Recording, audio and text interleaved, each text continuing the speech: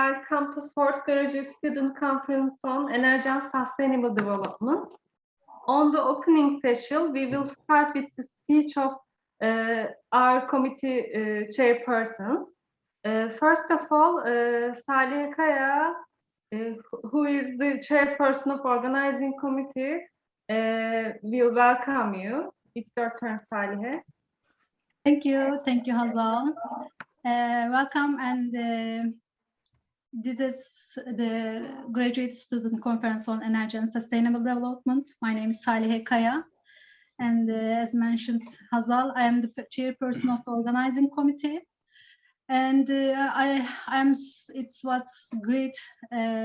it's a great pleasure to me, and I want to thanks to my professor and my colleagues.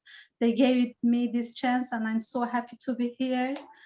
And these conferences, we have 4 sessions and excellent 17 presentations. And I'm so happy to be here again. And that's all, Hazal. Thank you. Thank you, Salih. And now the Scientific Committee Chairperson, Ahmet Yücekaya, Professor Dr. Ahmet Yücekaya, is speaking. It's your turn, Hocam. Thank you. Thank you, Hazal. First of all, I would like to thank for organizing this successful conference to Salih, Hazal, and other friends. I mean, this is a very nice opportunity for graduate students. And I believe this is a one chance for you, because this is a good environment, international environment, and you can present your thesis or your pre-work before your actual defense. And the audience is good.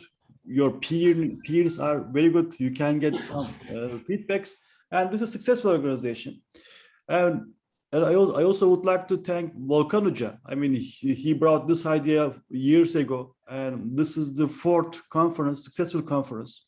Each year I am joining this conference as a committee member or kind of helping this organization. And each year by year, I am just observing this conference is being improved and become a professional presentation environment. So, Volkan Hocam, good job. I mean, this is a very good organization. I would like to thank you again.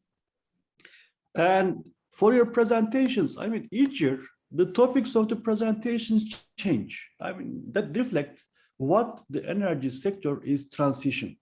As you know, energy transition right now is the hot topic, especially in Europe, in the United States. People are searching for ways to generate electricity from more sustainable and clean resources like solar, wind, and renewables. So they plan their future electricity demand like 10 years, 20 years later, and they develop plans to generate this electricity from low-cost, sustainable resources. And I see some presentations are moving to that direction about how we can generate electricity from sustainable resources and clean resources. This is a good sign that we are also on the right path. And also the inclusion of the technology and the usage of the data for the energy sector becomes common. And I also realize that people are using more data to extract useful information to make better decisions for electricity sector, for energy sector. It used to be like how we generate electricity from wind, power plants, coal power plants, and how we transmit this from other distributors. But right now the topic's kind of different. Right now, how we can get involved the customer to this process, how we can manage the demand better, how we can get a better demand response program, and can each house generate their own electricity with the solar resources. This kind of topics become important because the inclusion of the customer as yourself, you are the customer to this energy sector, I think is the future of this electricity sector. And I believe that the presentations presented here are kind of your, thesis or dissertation, and there are very good ones. And I believe that many of them will kind of convert to a publication, and maybe the feedbacks you got from here will be a useful input for you, okay, to further develop your manuscript and submit to a high quality journal.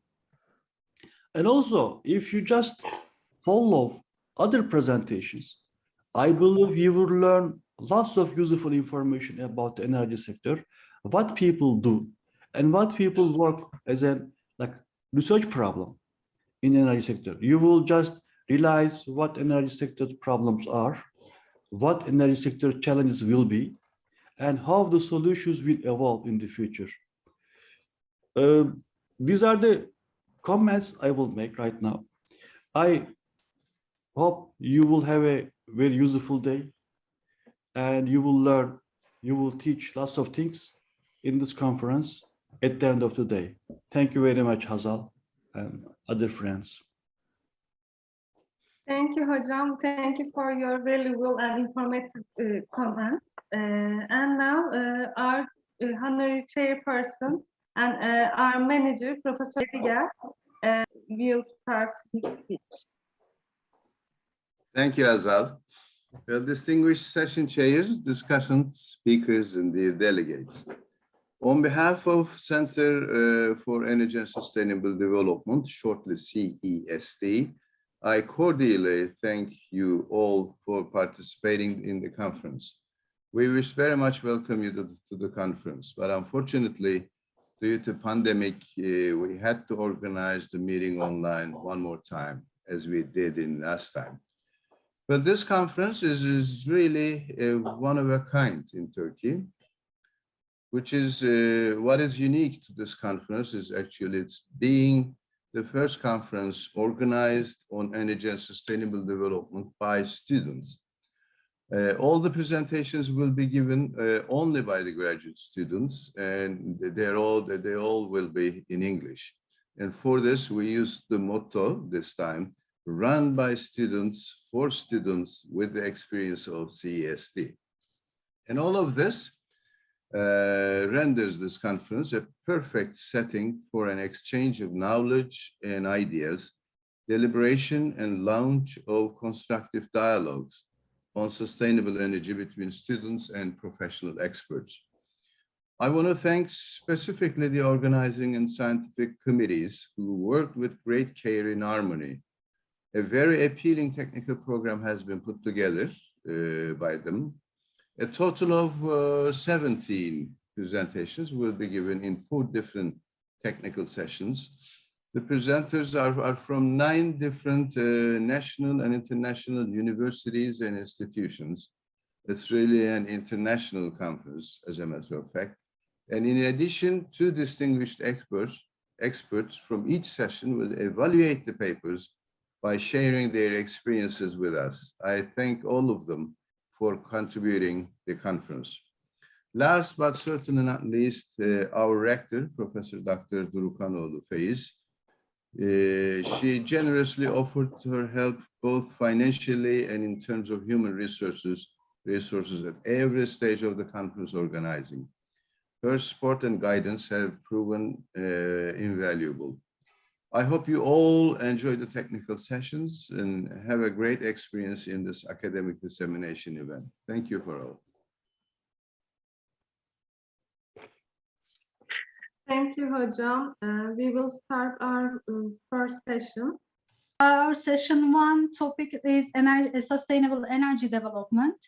We have 4, normally we have 5 presentations at this session, but I think one of them is not here. And our moderator is Professor Dr. Volkan Ediger, and he is a manager of the CESD. And our discussant is Association Professor Dr. Eser Selen. She is also a member of the CESD, but she is not here still. And if you want, Professor, we can start. Screen is yours. Thank you. Thank you. Well, the sustainable energy development, the topic of the session is sustainable energy development. As you know, the history of sustainability can easily be traced back to 1970s. As a matter of fact, the beginning of the 19th century. And a lot of different movements have started, were paved the way to sustainability. And sustainability is first defined officially in 1987 by a UN committee chaired by the Norwegian Prime Minister Gro Harlem Brundtland. So they got together, they wrote a report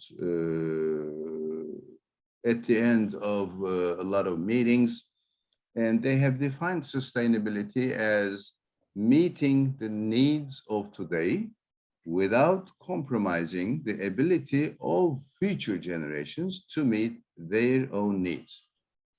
So if you look at the meaning of sustainability, there are three important points here. Number one is all activities, all economic activities related with production and consumption should be sustainable, means you should take care of the environmental degradation and also the human health. That is a very important thing. And when you have to be also very careful in using the resources, because you know, we have to understand that the resources available for us was not inherited from our fathers, as an old Indian saying, but we have borrowed it from our children and grandchildren. So we have to leave some of the resources to them to be able to solve for them their own problems, because they will probably be having much more important problems than we do have today. And also instead of, another aspect of sustainability is, instead of personal benefits, the communal benefits or the overall people's benefits should have a priority in carrying out the economic activities. So all these concepts, you know, after 1987, has evolved in a lot of international conferences organized by United Nations Developing Program. And finally, 2015 has been very important for the development of sustainability in the world. And in 2015, two events were happened. One of them was the UN's gathered to decide some goals called Sustainable Development Goals. There are 17 of these goals, and one of them, the goal 7, is directly, specifically related with the ensuring clean and available energy for all. So, and the other event that occurred in 2015, it was the Paris Agreement. As you know, the countries got together in Paris under the umbrella of United Nations, and they have decided to stop global warming at 1.5 centigrade degree, because the scientific evidences shows us that the 1.5 is a very important limit. We shouldn't exceed that limit. If we do that, the whole ecosystem on the surface of the earth will be affected adversely. That will also affect not only the animals and plants, but also the human being, because we're living together with a long food chain. All of the living things are directly related with each other.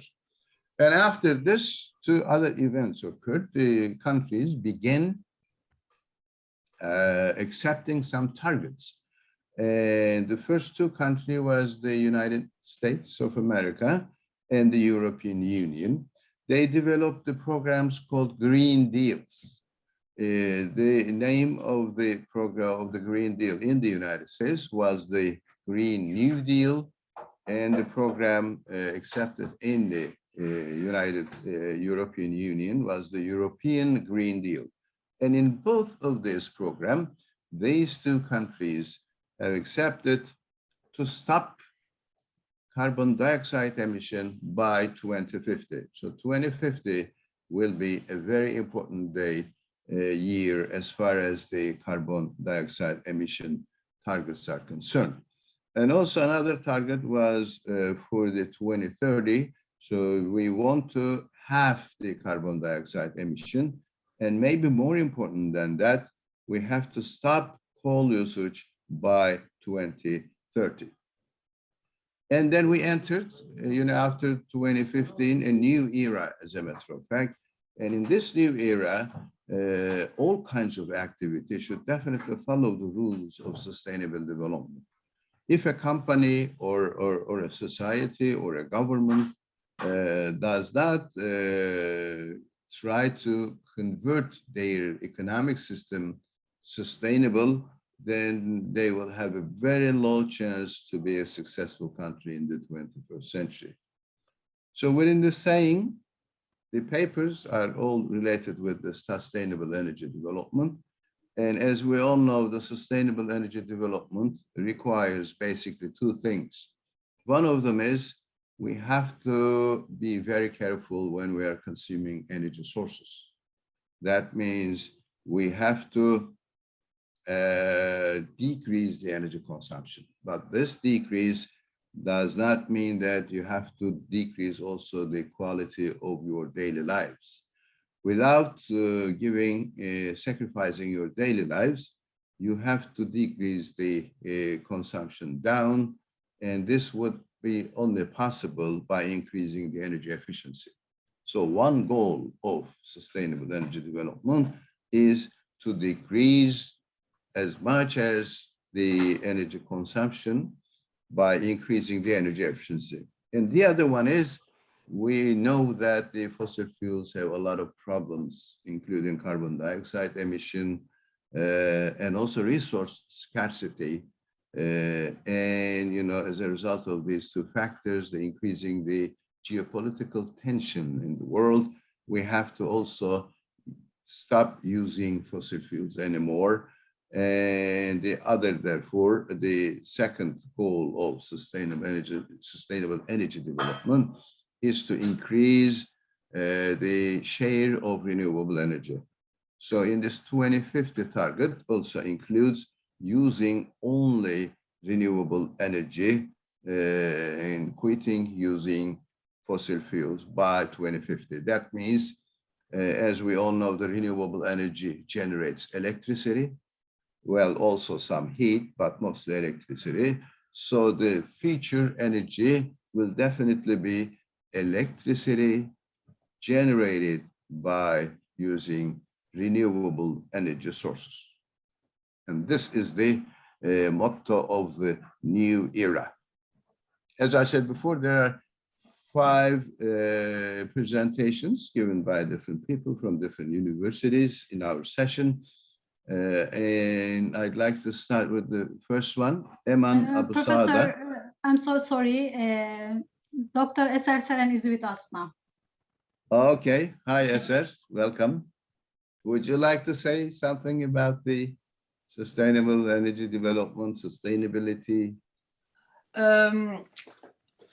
I can say that, hello, everyone. It's a pleasure to be here with such young talents of energy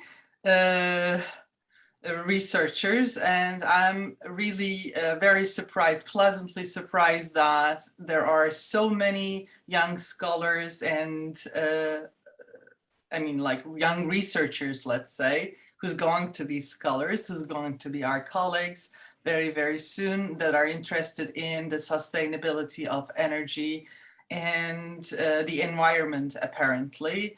I am quite new to energy research, but I'm not new to energy consumption, because since my birth, I've been using the Mother Earth's energy, and with an awareness of really trying to reduce my carbon footsteps as well as my consumption of energy. And when I met Professor Ediger, Volkan Hoca, he taught me really, just like he taught you, what sustainability really means, and it was an awakening really. And onwards, we did a lot of project together, and we have been doing still. As I said, I'm quite new to energy research, but not to the resources. And I would like to hear each and every one of you. And but I'm a scholar and I'm a researcher, and I know how to research. Yes. Eser, maybe you can mention about gender equality in energy in general. Oh, okay. Which is a very important goal of sustainable energy development again. Sure. It is quite an intersectional point where energy and gender equality meets, because there are several researches, several publications that highlight there are few women in energy research and few women in who are working at the higher levels of energy firms, energy sector. Which means that there are very few women in deciding how we use and how we consume, how we produce energy, and also how we create policies in relation to energy. And if women are empowered in relation to the energy sector, that means that we will be in the levels, in the energy sector, in the levels where we can decide and we can create policies together as humans, not women, but humans. And apparently it might change the direction of the energy security. Without doing further ado, I think, maybe I can just pinpoint several directions in the papers that you can also include gender research or women's studies research, which are not separate things, but they go together, and where you can add or produce knowledge in relation to gender and gender equality and energy research throughout the papers that we will be hearing today.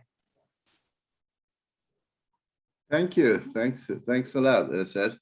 And maybe we can also add that we just prepared a proposal to be TAK.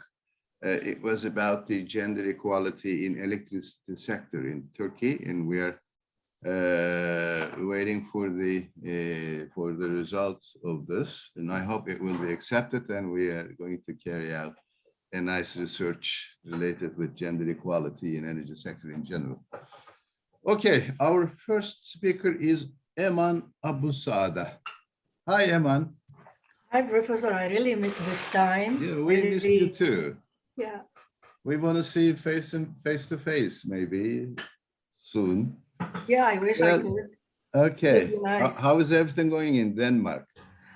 So it's fine here. The point is, once I graduated from KHAS, I was really searching for something that I can continue with. And my internship focusing on sustainability requirement related to construction sector, but focusing on energy and green energy. And at the same time, give me opportunity to meet with engineers in many other sectors and companies. And I felt I'm lucky to do that. And at the same time, I really miss to be a student again. Yeah, you missed us. Yeah, too much. Okay, so she's now in Denmark. She used to be one of our graduate students, and she graduated from the Energy and Sustainable Development Master's Program at KHAS University. And she's an intern now in UNOPS. What is that, Eman? A United Nations Office for a Project Sector. Sector. Okay, she's with the project management and infrastructure there. And her topic is renewable energy strategies as a tool towards energy transition in the United Arab Emirates. And I think it was a part of her master's thesis, right, Eman? Yeah, it was a part of my master, but I already discussed my thesis at the beginning of last year, and there is a lot changed this time. So I update a part of my master thesis. Very good. It's like, yeah. Okay, the floor is yours. Thanks a lot. Should I present from my laptop, or Saleh, you will share my presentation that I sent to you? You can share. If you cannot, I will. We can see. Okay, so my topic today will be about renewable energy strategies as a tool towards energy transition in the United Arab Emirates. It's nice to meet all of you, and I hope to meet soon face to face. So let's start it to talk about the purpose and the scope of this paper. So firstly, it's about energy transition, how the world wanted to transit from fossil fuels era to have a greener and renewable energy transition. And I'm focusing on this part about United Arab Emirates, and I will mention more information about it in the coming slides, but mainly it's a part of the Gulf Country Committee, and they are the main producer of fossil fuels, oil, and natural gas in whole world. And now there is a question: if I wanna to be someone who transit from era to another, I should be benefit from that. Like European Union, they already didn't have oil or gas. And once I'm talking about a producer, it's something confusing. But the point is, if those countries started this transition, that will lead to a faster transition in the whole world. And this is the important of this paper in general. So the focusing in this part will be about the strategies and initiatives, discussing the sustainability goal that is already set for similar period of times. And finally is about implementation and the real steps that is already taking for a future. The outline will be 5 outlines. The first one about generalistic information about United Arab Emirates, then showing the energy mix and the possibility to have this transition in real. After that, it's talking general about this transition, about focusing on strategies, and finally, what conclusions and recommendations that we can have. So firstly, this is like a map of United Arab Emirates. It's already located on Persian or Arabic Gulf, surrounded by Oman, Saudi Arabia, Qatar. And if we consider this water as a border, we can even say Iran have already borders in a way or another with the United Arab Emirates. Its capital is Abu Dhabi, and the population is around 10 million. And they have one of the strong currencies among the world. Each dollar equals to 3.6 United Arab Emirates dirham. So let's start to talk about energy itself. So the first time that oil was discovered in the world, it was in Iraq, Iran, and then it started in the Gulf. In Abu Dhabi, the capital city, they already discovered the oil in 1958. And then after more than 10 years in Dubai, they started to have oil. After that, frequency in Sharjah and Ras Al Khaimah, they started to find that. Related to natural gas, they started to have their natural gas in 1980. And these names are names of Emirates, as Emirates already have 7 Emirates, including the country. They coming together and they choose to be United Arab Emirates. And this photo is the photo for United Arab Emirates dirham last century, and it's already showing the towers and the oil discovery on that time, and it's something that they are really proud of, even to put it in their currency. So let's start to talk about what is the real United Arab Emirates energy mix. If I wanted to talk about production and consumption in the whole world, what is the real numbers related to that? So this figure is already showing the primary energy consumption and the primary energy production in United Arab Emirates up to date, according to PV statistical review of the world energy this year. So if we wanted to talk about production itself, it's already started like in 1985, but this one is started from 2000, like the interval of 2 decades, 20 years.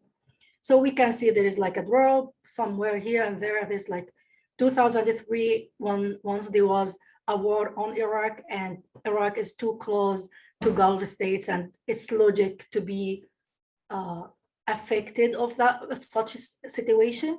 And then there is like 2009, where it's like the whole economic crisis in the world, and then it's keep up till 2019, and it's then a drop in 2020.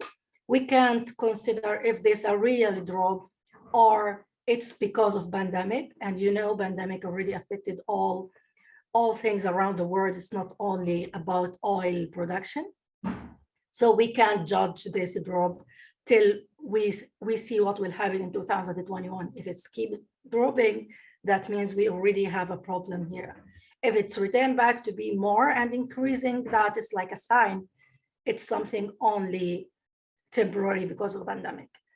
Otherwise, related to primary consumption, it's keep increasing whatever the production is. And this is the problem. The gap is becoming too close.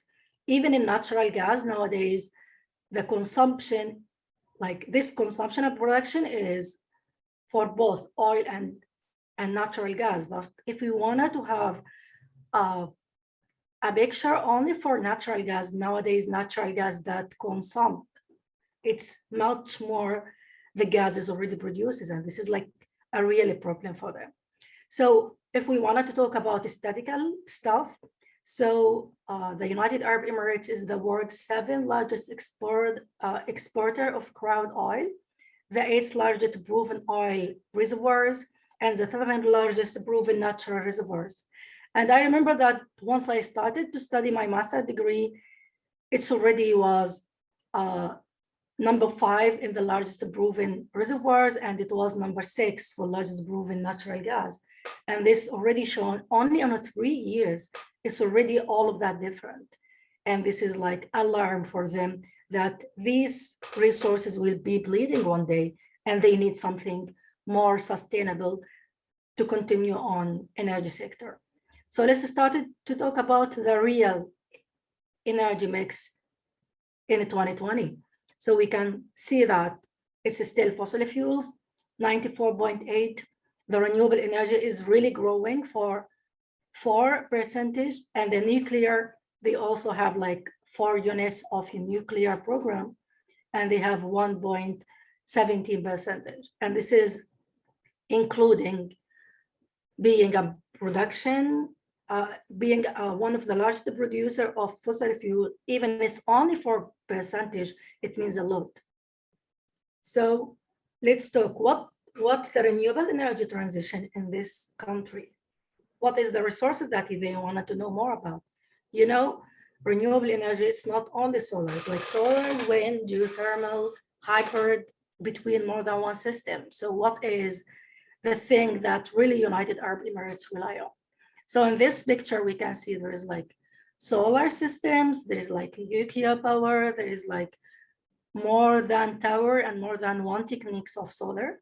So mainly they focusing on solar, a little bit on wind near the Gulf itself, and some hybrid systems on the Gulf itself, like a floating solar cells and windmill. And then let's talk about now and the future. It's like sustainability goals. In United Arab Emirates, they have federal initiative and overall goals. And some Emirates itself, they have their own governance and their own municipality, and they are as strong as government. They have their own view and vision, and they have their own money, their own budget. So United Arab Emirates in general, they have goals by 2050, 30% increasing on consumption, efficiency of people, individuals, and cooperatives, 50% of using a clean energy, whatever is it, 70% of reduction of carbon footprint, because it's a really problem. Once you have a fossil fuel almost for free, and you are already a citizen of a company, they are producing this, you didn't care about environment, you didn't care about anything, you just wanna to have a cheap resource of energy. So about Abu Dhabi, in 2030, they wanted to have 15% of waste diversion, 22 of power saving, 32 of water saving, and 50% of renewable and clean energy. Even it seems for me to be not that realistic, but we will see that. Related to Dubai, in 2030, they wanted 25 of renewable energy and 30% for both energy saving and water saving. And related to clean energy, they wanted to have 75 clean energy. And for other Sharqa and Ras Al Khaimah, they didn't have that much, let's say, goals, but it's key to be a step on the right way. So as I mentioned, there is a goals related to United Arab Emirates as a whole country. And then they have federal initiative. They have United Arab Emirates vision for 2021, but this one is still struggling. It doesn't meet the goals that they already have. Sometimes they mention because of COVID, sometimes they mention because of people acceptance, but we only like 3 months from the end of 2020, and this is still not the thing. The green economy, or for sustainable development, they want their economy to have more sustainable initiatives.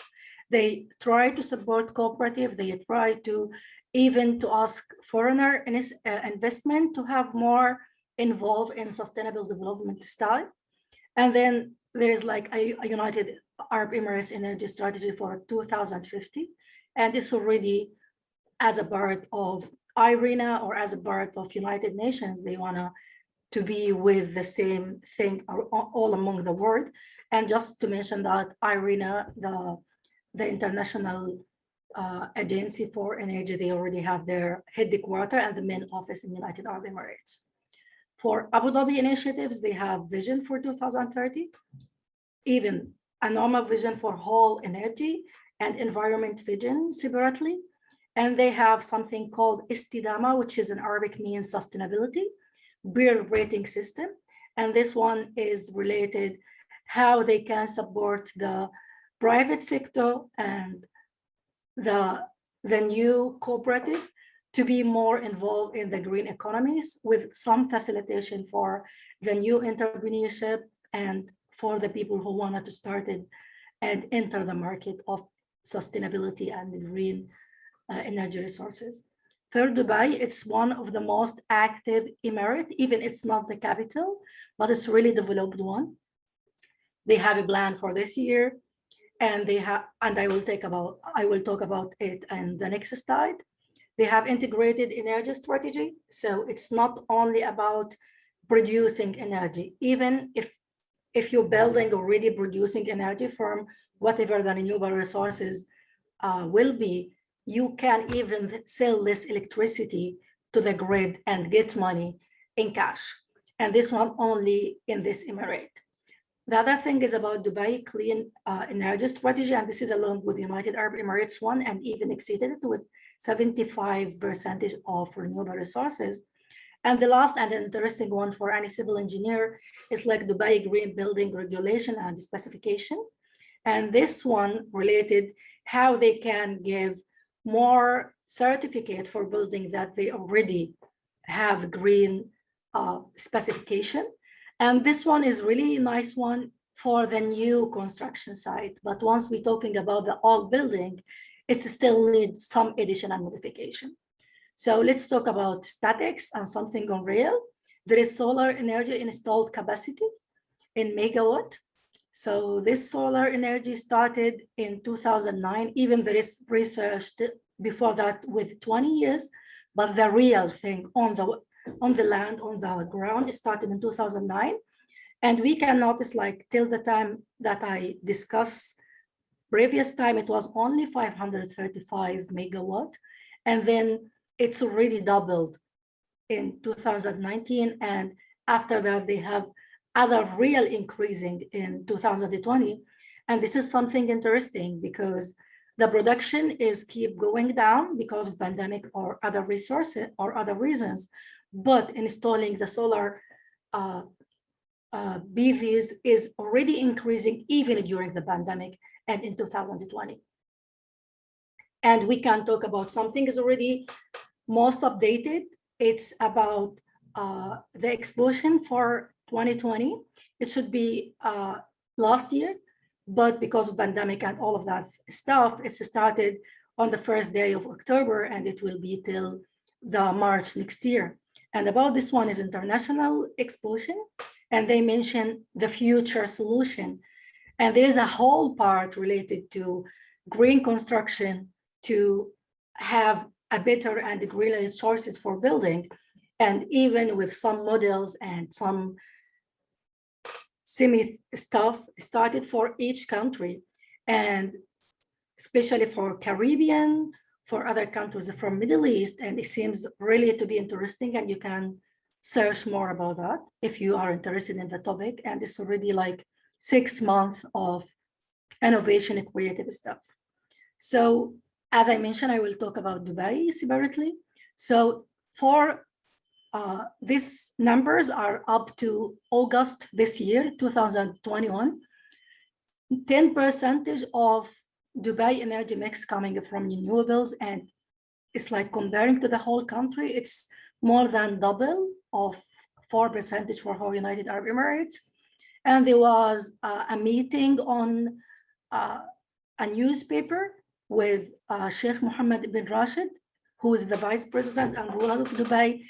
And he mentioned that they wanted to increase 10% to be 13% by the end of the year, which means 3% only in 4 months, which seems to be not logic, but let's wait and see. And they mentioned about the whole goal, 75% before 2050. So we already sum up the situation, talking about strategies, talking about what is on the ground on Dubai, and then what are the conclusions that we're coming out. So firstly, the transition in these countries, they have main goals to achieve. It's about climate change, it's about carbon footprints, it's about how hard the environment can handle with the situation in such production countries.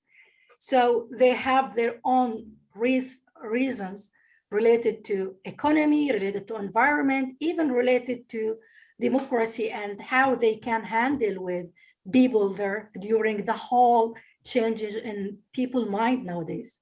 Once we're talking about a country that they have money and they have power of fossil fuels, we can't say that the democracy already take place there.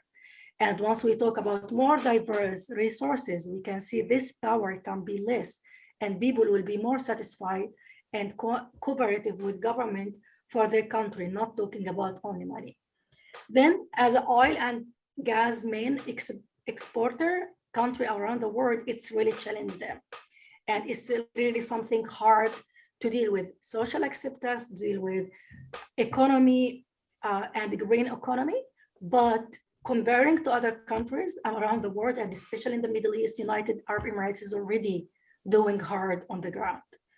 And already they have policies, projects, even it's not as far as what is dreaming or what is the main goals in the long term, but at least 4% is a really big part of electricity generation in this country for last year. So what I can recommend for other researchers, what they can do after this, or how they can rely on this research.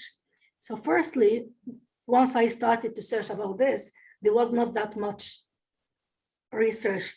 It was less than 1,000 paper and more than span of 30 years. And once we wanted to talk about something, we need statics, we need something objective. We need something that is already talking about the real on the ground. So I really recommend people to have more researching about not only Middle East, but any producer and exporter company, exporter country.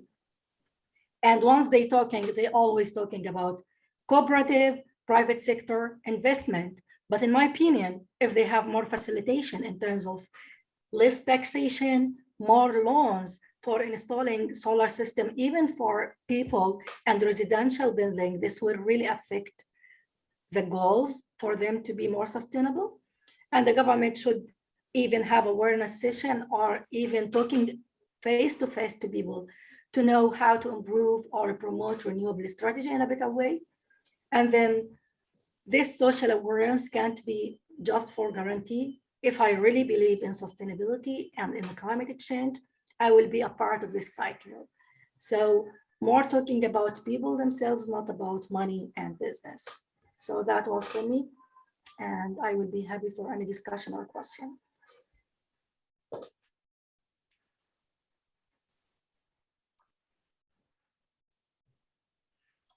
Dear Ediger, we cannot hear you. Me? No. Yeah, Oh, this sorry, is- I just turned the microphone off. Thank you very much, Eman. Now, Eser, would you like to make any comments on the presentation? I think this is a very thoughtful and solid research. As a young researcher like yourself, I'm getting really your message across, and especially your presentation skills are there.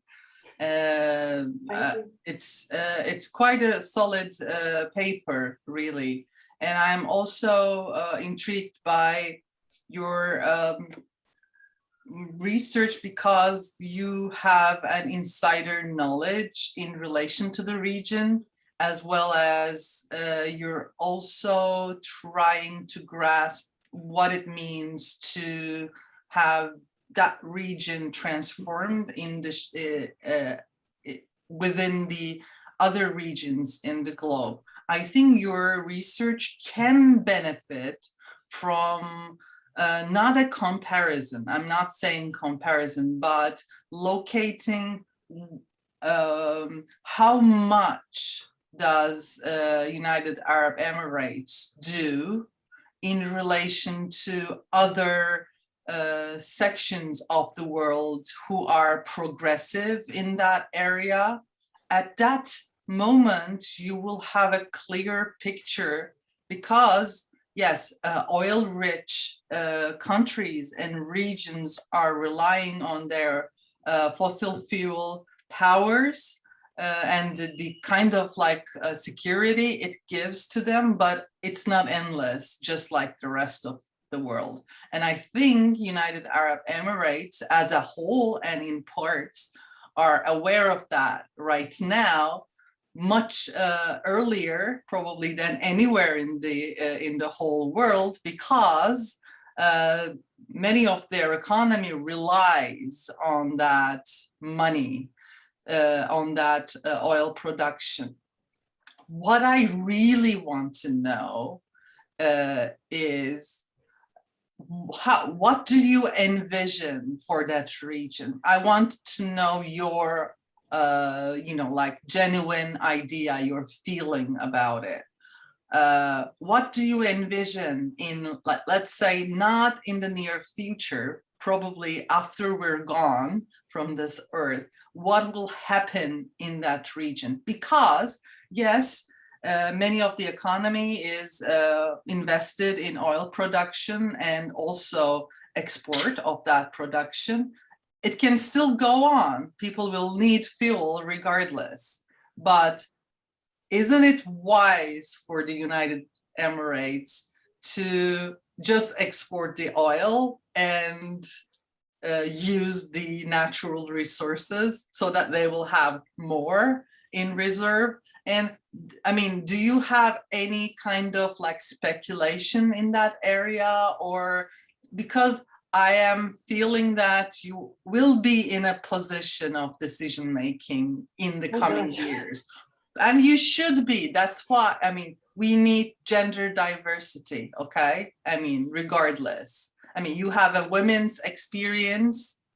I'm not saying, I'm not, you know, like gendering you, but you have this women's experience and you have the kind of knowledge, research, and skills incorporated with everything in this area. And I really want to learn your vision or your speculation of it, because you guys are the future of this thing. Oh, firstly, it's really kindness from you to mention all of that good stuff. I felt it's the best time to start my day with such words. It's really compliment and kindness from you.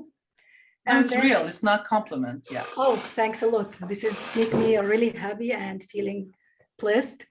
So let's talk about the resources in that place, about renewable energy itself. So the Gulf country, even there's a Gulf, but it's a part of desert. There is really a place full of sunny days for a long time. But at the same time, as I mentioned, it's like a desert climate. Once we talk about desert, you know, once we talk about solar energies and once we were talking about systems, if we wanted to have the normal cell, we have really problem with dust. We have really problem with high temperature. So if the technology of solar energy will stay the same, maybe they won't benefit that much. But they started already having researching and they have techniques. Even if you notice on one of the slide paper, it was like the techniques of tower. And this is like a new technique, which is already in Germany, even for not that long time. And they already introduced that. So if we wanted to talk about mentality itself, about money, they already have money, too much money. And if we wanted to talk about searching and about ability, even to bring other expats from all around the world, especially for United Arab Emirates, more than 40% of citizens are not Emirates at all. They are people who coming for work and they really want to expat. And in terms of the resources that they already have, as I mentioned, there is like a solar energy, but they need some more developed techniques. And related to wind energy, they have something related to the Gulf, all of that. And if you notice for the map itself, there is a long coast and they really can benefit from that. But the main question, is there a mentality to be benefited from that or not? Is people accepting to do that or not? And as what I mentioned before, also they focusing too much on commercial building, on the private sector, but there is not that much concerning or focusing on people themselves, on do you want to have or install PV in your apartment? For if I'm expat and I will come only to rent a place, why I should care about energy mix in such country? And if I'm already Emirate and already have like money from fossil fuels and I have a cheap energy resource, why I should turn to something will cost me more and at the same time not be benefited from my country? So it's about mentality. It's about firstly policies, but these policies should be come down to people mentality, day-to-day use. So if I'm expat, maybe I will have more percentage on my salary. Maybe I will have more facilitation. Maybe I will have this place not for rent, but rent. And then at the end of 5 or 10 years, this will be my place. So I will be encouraged to have solar system. If I'm Emirate and I know about climate change, about footprints, and there was a part of my research, it's not present in this paper, it's about bibliometric study and it's about questionnaire. Some people didn't know even about carbon footprints. They didn't know about climate change, even they are well educated with bachelor, master, or PhD degree. It's not about, they are not educated, but they didn't have the culture or the mentality. So if I will be one of the decision maker in such countries, first thing, I will involve green energy strategies and policies, even in schools. Yeah, Young age, they will be the future of this country. So, okay, whatever their parents or grandparents are thinking about, they are already like 30, 50 years and they will die after a while. But if I started from age of 5 or 6 years, this will be the mentality. And I Yeah, want to or mention earlier. something, Yeah, okay. something like about Denmark, for example. Once I firstly arrived to Denmark, like it's already a European country, it's already like a rich country, but I was shocked, like almost everyone, if you are young or if you are old, they're using bicycles. There is too much places for biking. There is too much facilitation on finding bicycles and its accessories. And there is like culture and mentality of that. So once you wanted to talk, okay, let's stop using fossil fuels, maybe I have to use, even not to use the car itself, even to have electrical cars, even to have more facilitation to have my own way with mitigation or with handling with the climate change. Okay, cool. Very good.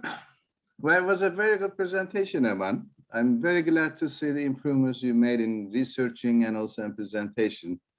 And as a matter of fact, your presentation was a very good proof to show how successful our master's program was. And I'm proud of that. Like, I just wanted to mention that Professor Volkan was my thesis advisor. And I know the time of writing thesis, it was really stressed and it's hard to handle with. But once I'm already graduated, I'm really grateful for that time. But I'm still waiting to write a paper on that. I'm waiting. Yes, you should. Okay. Yeah, for sure. Well, now as a professor, in the figure, in the graph, you forgot to put the unit in the vertical axis. Please don't forget to put the units of the axis. As I remember, the solar one.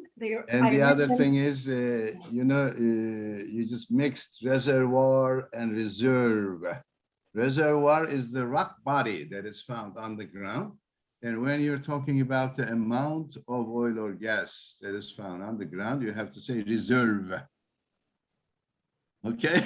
Yeah, it's a reserve. Okay. All right, we'll get the questions at the end of the session. Now let's skip into the second one. Our next presenter is Hazal Mengi Dinçer. She's very unique for our master's program because she is the first graduate of our master's program. Besides that, her paper is just published this month. And we're very happy to hear that the paper was accepted and published in one of the best journals on energy. Its impact factor is about 15 or so. So, and her paper will be the first paper published in our master's program. And she will be talking about renewable energy policies of the European Union with the lens of sustainable development goals. Okay, Hazal, the floor is yours. Thank you, Hocam. Today I'm presenting my study, which entitled Renewable Energy Policies of the European Union with the Lens of Sustainable Development Goals. And in the presentation, I will mention generally EU's energy outlook and evaluation of SDG 7. And then I will emphasize some historical developments on energy policies of the European Union. Then I will discuss green capitalism and eco-socialism debate while considering European Union's energy policies. The European Union has an important place in the global energy demand. The Union has 20% of world energy demand, and the Union aims to density and increase energy efficiency and renewable energy use in the line with the Paris Climate Change Agreement and the United Nations Sustainable Development Goals. Due to the energy demand of the developing countries, it is expected that the Union will decrease its place on the world energy basket in the future projections. However, renewable energy only in 15%, and when we look at the primary energy consumption of the European region from 1960s to now, we can say that renewable energy use will increase. The European Union has reached its 2020 goals. It is an old projection, but now the Union reached the goal. You can see here. The Union aims to increase its renewable energy share 32% in 2030. And when we look the renewable energy sources in electricity production, we see wind and hydro sources are the most wide production with 35%. Then solar with 9% and biofuels with 8% are the most important sources in the European Union's energy production. According to Equinor scenario, the Union almost will not use coal and oil to produce electricity in the future. Only natural gas will use as fossil fuel to produce electricity in that year. And the United Nations introduced 17 Sustainable Development Goals in 2015. And one of the goals, the seventh goal, is related to affordable and clean energy.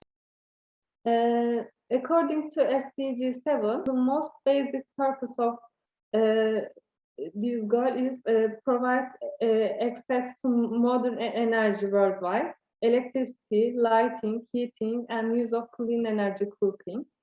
And the second main goal is about increase share of renewable energy on global scale. It is the topic we emphasize. And the third main aim is to double improvement of energy efficiency. And according to the Eurostat Sustainable Energy Report, the European Union has short and long-term assessments, and the European Union has remarkable improvements in energy productivity, greenhouse gas intensity in energy consumption, as well as renewable energy share in the total consumption, this part. However, the primary energy consumption reduction is assessed as insufficient. Energy import dependency is the most insufficient target of the Union, and we will discuss this later. So we need to explain the historical process of the European Union, and then we can discuss the current policies of the Union by two important theories, eco-socialism and green capitalism. When the establishment of the Union is examined, energy was one of the most important topics, with Coal and Steel Committee and Euratom Treaty. After World War I, the Union energy policies has generally affected the oil crisis, such as Suez or 1970 oil crisis. Also, Islamic Revolution is important for the European energy policies because Iran is one of the most important countries in the Middle East. To overcome the crisis, the European Union try to find new and indigenous energy resources for production, and renewable energy is mentioned in 1970s after the crisis. And with the enlargement process in 1980s and 1990s and collapse of the Soviet Union, the European Union turned to natural gas as an alternative of oil. Then members discussed market liberalization and common policies.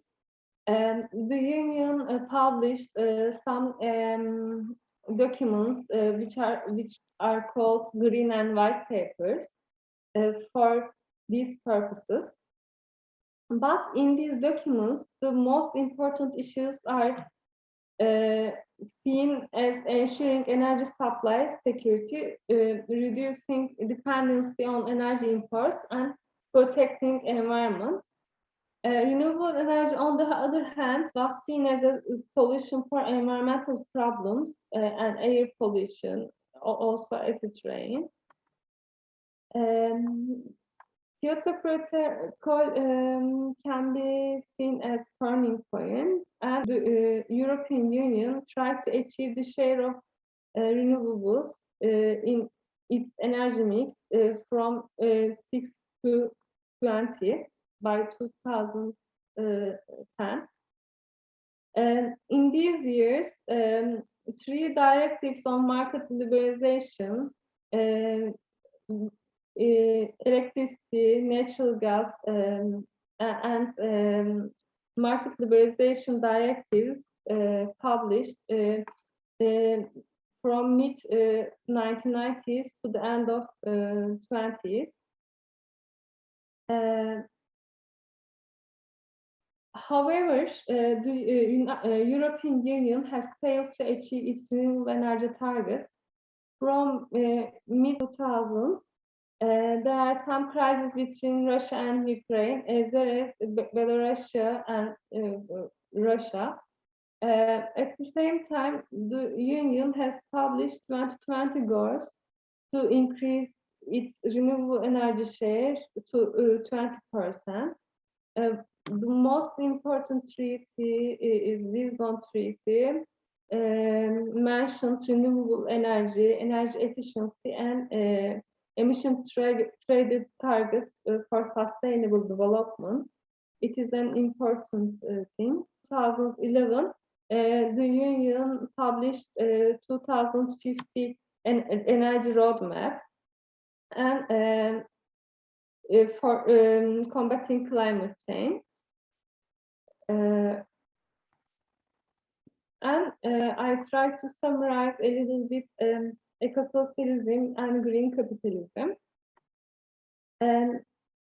Eco-socialism defines the cause of ecological problems as the beginning of the capitalist system.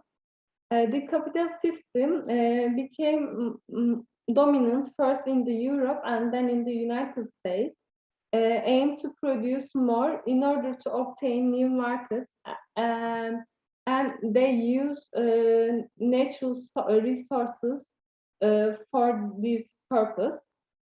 Marx focused on privatization and commodification of the labor. Also, he mentioned exploitation of natural resources by imperial methods. From this point of view, Marx presented the first systemic theory about the environment. Developed countries causes the climate change, as we all know, and they are less affected by the negative consequences of the climate change due to their geographical locations. In addition to that, because of their economic power, they will be overcome easily from the negativities of the climate change. And when we compare with the developing and underdeveloped countries. And underdeveloped states, on the other hand, lack of infrastructure that can help their citizens to combat and adapt climate change. Eco-socialists argue that capitalism is the root cause of the environmental problems and see the solution as the elimination of capitalist hierarchy and domination. On the other hand, when we look green capitalism and liberal economies, neoliberal economies have had difficulties in responding to criticism of Marxism on the climate change. They try to eliminate the damage of capitalism to nature instead of eliminating them. They have tried to minimize the consequences of these negativities, such as health and pollution. Sustainable development, green growth, green capitalism are the most discussed topics in recent times by green capitalists. Green capitalists and free market environmentalists believe that green-oriented capitalism can save the world. Some capitalist assumptions require some government interventions, such as carbon taxes or penalties, are required to create a green economic system. Free market environmentalists find these practices unnecessary. They are opposed to interventions. In summary, if the profit rate from green energy sector is high, capitalists tend to invest in this green path, which summarizes the way of thinking of the green capitalism. And in discussion section, we can say that energy has been one of the most focal points of the eco-socialism and green capitalism, because energy is one of the most basic sources for human production and economic growth. While green capitalists look for the problem in dependence on fossil fuels, not in the system, eco-socialists seeks the solution of the problem in the ending capitalist system. And Ünver drew attention to three main reasons for emergence of green capitalism. These are rising energy prices, the energy geopolitics and energy security of the Middle East, and changing role of China. If we evaluate these reasons stated by Ünver for the emergence of green capitalism with European Union renewable energy policy, we can say that the main reasons why EU gives importance to renewable energy is security. Although the European Union has put the issue of climate change on the agenda since Kyoto, it has set binding targets, especially after 2020, after being affected by Russia-Ukraine crisis. And the debates on the new technology and new sources in the European Union after oil crisis in 2070 also shown that energy security threats plays an important role in European Union energy policies. The increase of domestic and renewable energy sources will also provide high energy prices. So European Union give importance to. It also be interpreted that European Union as a global power position itself separately from economies such as United States, China, or India, and it responds to these economies as a role model in renewable energy and greenhouse gas emissions. Lastly, Green Deal are determined to targets that European Union has set for member states in recent years, and there are lots of disagreements between free market advocates and green capitalist approach. As I mentioned before, free market supporters oppose any intervention, but green capitalists see these requirements. And the policies, the European Union's renewable energy policies, also the Green Deal requirements, will not only bind its members, but also other states which has commercial relations, such as Turkey. So we can say that the European Union renewable energy policies are regulated not only for this union, but also the other regions. And the unions generally affected the energy security to shape its policies on green policy. Thank you very much. Thank you, Hazal. Eser, would you like to make any comments on this? Oh, yeah. Hi. Hi back. Hazal, I had the chance to read your paper before it was published, and I really enjoyed reading it. And from the paper that we wrote together with John and Volkan Hoca, and we also discussed that in energy research, there aren't many theoretical knowledge productions, at least in, like dominantly regarding energy. So I think your paper really responds to that gap a lot. I mean, the one that I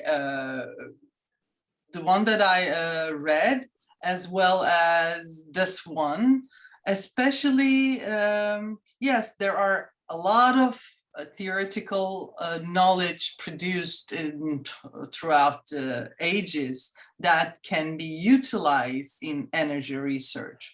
But coming from the field of energy and producing a theory in relation to energy security, in relation to energy production and consumption, would really benefit not only your academic career, but also energy research. And besides, you're also coming from the point where the sustainability of energy mattering to you, obviously, and it is very central in your research.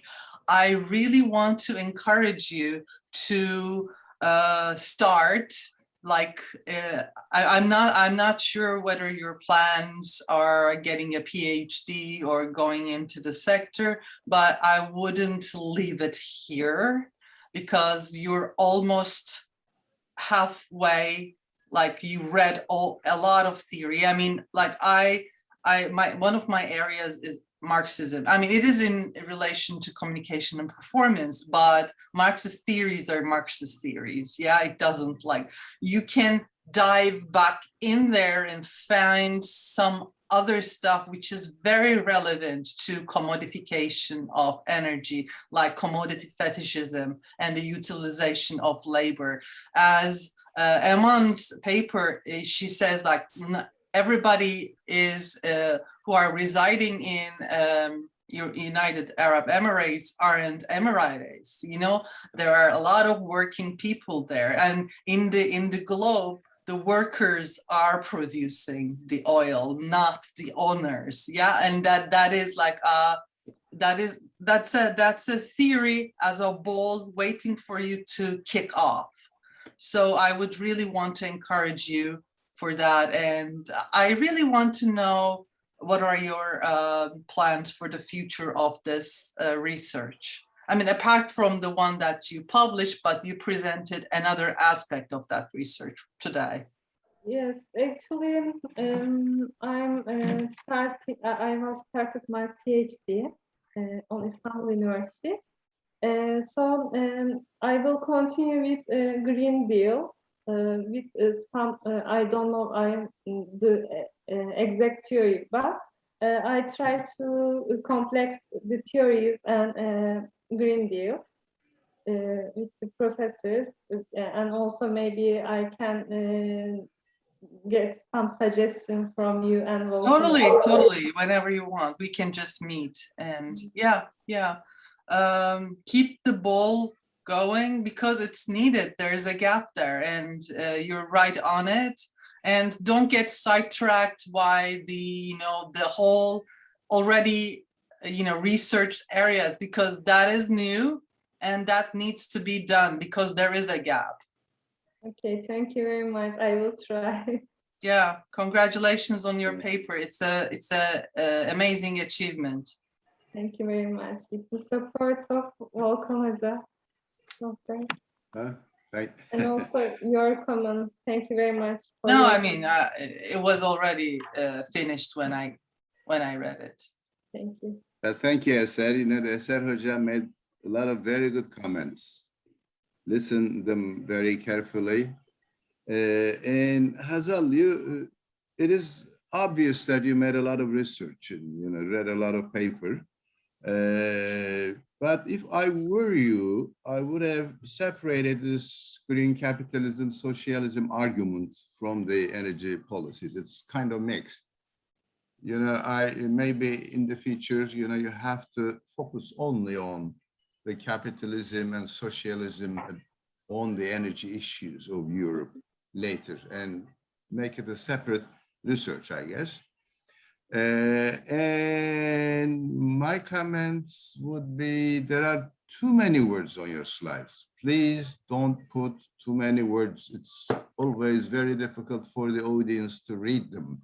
Just put the highlights there. One thing, you also forget to put the excess titles. Don't forget to put the excess titles. Maybe one last criticism about your presentation is, okay, you have given a lot of information, but what is your conclusion? What do you think about the energy policy of Europe in general is missing?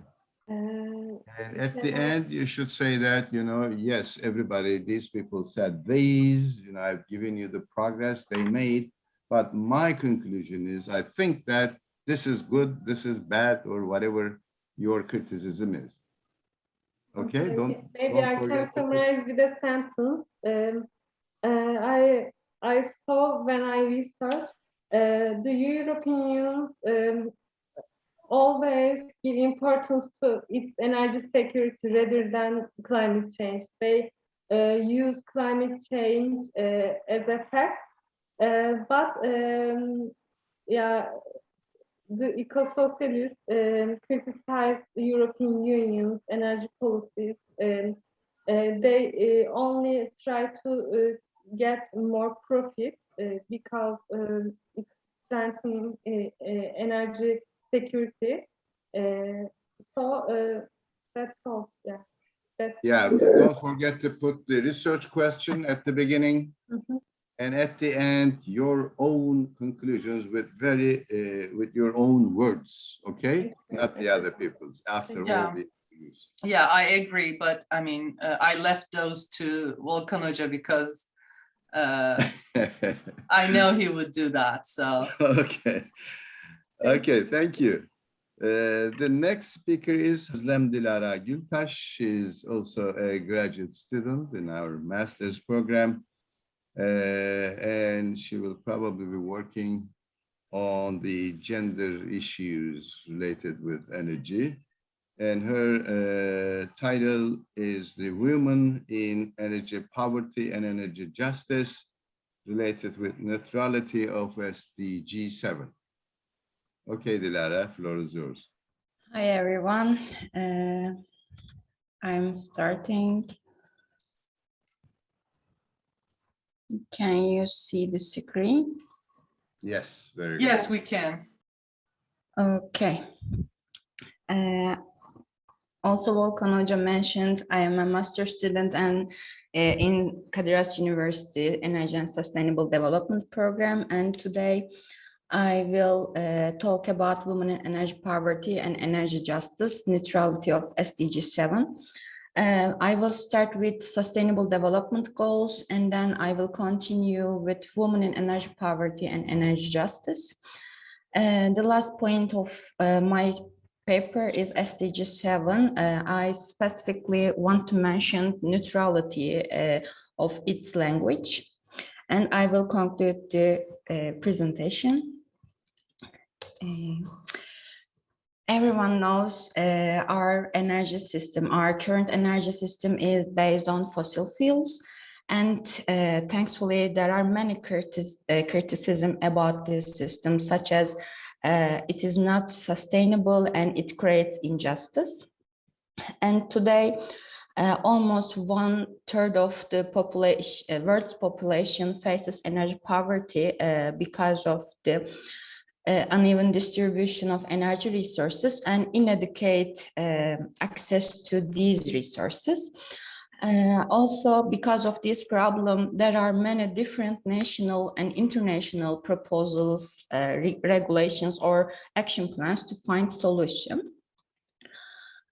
Here, these are SDG 7 and SDG goal, Sustainable Development Goals, and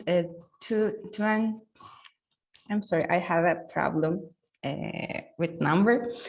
2030 Agenda for Sustainable Development is one of these plans, and Sustainable Development Goals prepared by United Nations General Assembly in 2015 to follow the Millennium Development Goals. And these goals have 17 main targets and 169 sub-targets in total. These goals is a guide to improve people's life, and their aim to end all kind of poverty, improve health and education system, reduce inequality, increase economic growth, and other part, they try to protect ocean and forest while trying to prevent climate change and its negative consequences. Worldwide, 759 million people do not have access to electricity. Besides that, 2.6 billion people depend on wood, coal, or traditional biomass for the energy they use in a household. Energy poverty, unfortunately, one of the significant challenges today, and without access to electricity or clean cooking, fuel is a severe problem, especially in sub-Saharan Africa and South Asia. Here you can see the statistics about this topic. And now I'm going to mention about energy poverty. The energy poverty does not only differ by geography, but it also affects gender differently. We know the social roles, unfortunately, increase this difficult position for women and girls. Generally, women lead household, and because of this, their energy needs is different from men in the house. They have to deal with cooking, heating, and lighting, but they don't have access or enough access to clean, affordable, reliable energy resources, especially in rural areas. That's why women have to face many challenges to gather these energy resources. We know we have facing climate change, and it causes to droughts and deforestation. Because of this kind of reason, they spend 1 to 5 hours to collecting fuels. Also, when they went to collect these resources, they cannot, especially girls, cannot continue their education. And other danger of this process is sexual assault and rape in this area where they go to collect this firewood or coal. Also in the forest area, they can be attacked by, they may be attacked by wild animals, injured, or even killed by poison snakes or any kind of insects. For example, we say they find fuel without any problem. On the other side, indoor air pollution, because of poor quality of the fossil fuels, especially women and girls. They are spend more time at house. They face lung diseases and cancers. Other topic is energy justice. The inability to access affordable and clean energy is the other serious and common problem, especially in the developing countries. It creates energy justice problem, and we can examine this problem in 3 different ways. Firstly, distributional justice. It focus on inequalities, income inequalities, energy prices, and energy efficiency problems. Also, it shows that unequal distribution of environmental advantages and disadvantages, and uneven allocation of responsibilities. The second one, recognitional justice. According to this perspective, every individual should be represented fairly, and they had to be free from any threats, and they should have equal political rights. The last point of this process is procedural justice. It focuses on having right to decision making, and for example, for the following the decision making process, they should have legal rights and correct informations. Unfortunately, women and girls are more affected by also this condition, and these social roles and gender inequality cause to the position of women is lower.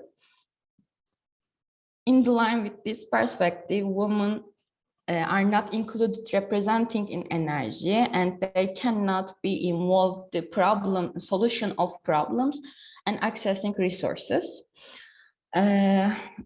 Nowadays, we are generally talking about gender equality and gender problems. Thankfully, there are many international, national, or any institutional studies to eliminate this problem, but we can say also the results are not sufficient for the solve directly these gender problems. And in the energy topic, I want to focus on SDG 7 because it's directly focused on energy in general. SDG 7 is about ensure affordable, reliable, sustainable, and modern energy for all. But I mentioned before, women and men affected differently, especially poverty or justice topic. Because of these access to energy, use of energy, and participation of energy policies or representation energy in procedures are different. When we focus on gender perspective, gender is generally emphasized in SDGs, and 11 of these goals and their subtitles recommend other policy recommendation on gender are presented, but remaining 6 goals don't have gender approach. SDG 7 is also gender blind policy, but we know energy is the fundamental for both women and men. That's why I wanna criticize this approach.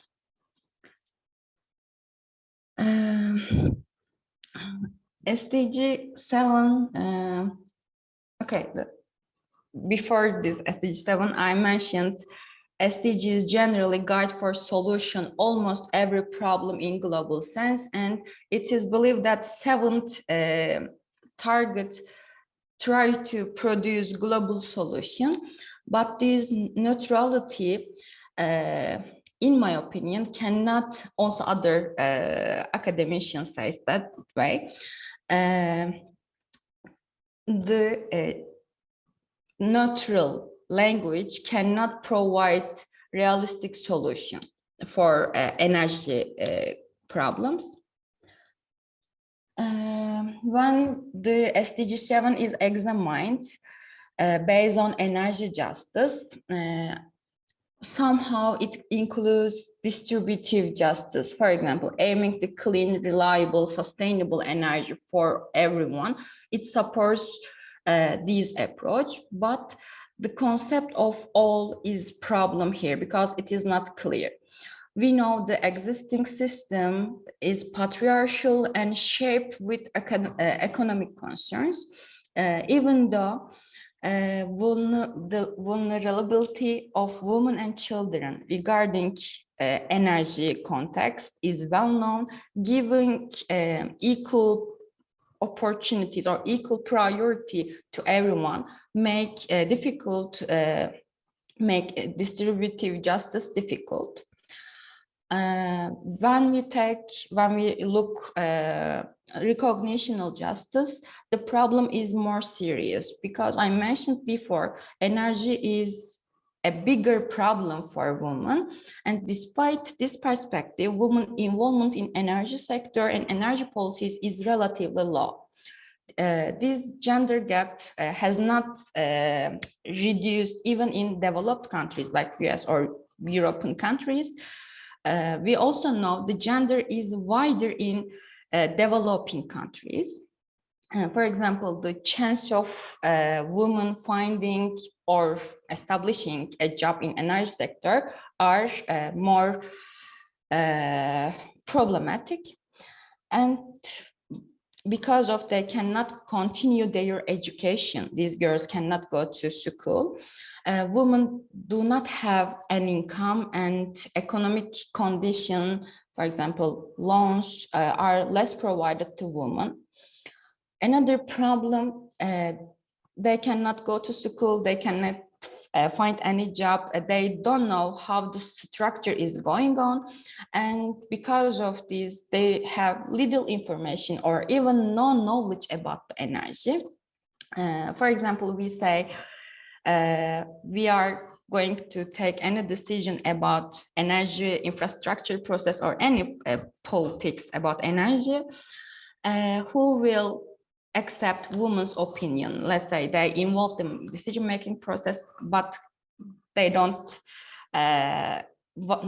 people don't want to, especially men don't want to collaborate with women.